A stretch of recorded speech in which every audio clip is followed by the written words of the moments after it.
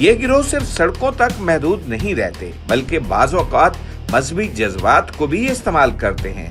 जुम्मे के इज्तिमात, मज़ारात, रमजान और ईदैन जैसे मौके इनके लिए कमाई के बड़े सीजन समझे जाते हैं। इन दिनों में खसूसी मनसूबाबंदी के तहत मुख्तलिफ मकामात पर अफराद तैनात किए जाते हैं ताकि ज्यादा से ज्यादा रकम इकट्ठी की जा सके। सवाल यह है कि इस सब के पीछे असल मसला क्या है?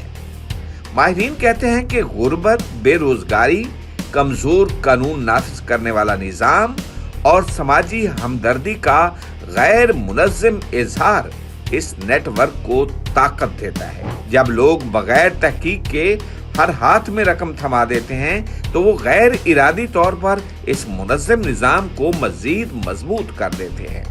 असल चैलेंज सिर्फ बेकारियों को हटाना नहीं, बल्कि इस पूरे ढांचे को समझकर तोड़ना है। जब तक हकीकी मुस्तहिक अफराद के लिए मुअस्सर फलाही निजाम, बच्चों के तहफ़्फ़ुज़ के सख्त कवानीन और मुनज़्ज़म गिरोह के खिलाफ मुसलसल कार्रवाई नहीं होगी, तब तक हर सुर्ख बत्ती पर ये सवाल जिंदा रहेगा कि सामने फैला हुआ हाथ वाकई मजबूरी की इलामत है या एक खामोश मगर मुनज़्ज़म कारोबार का हिस्सा।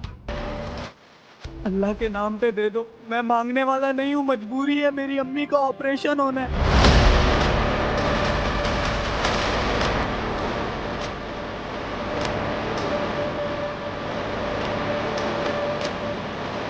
अल्लाह के नाम पे दे दो, मेरी बहन की शादी होनी है।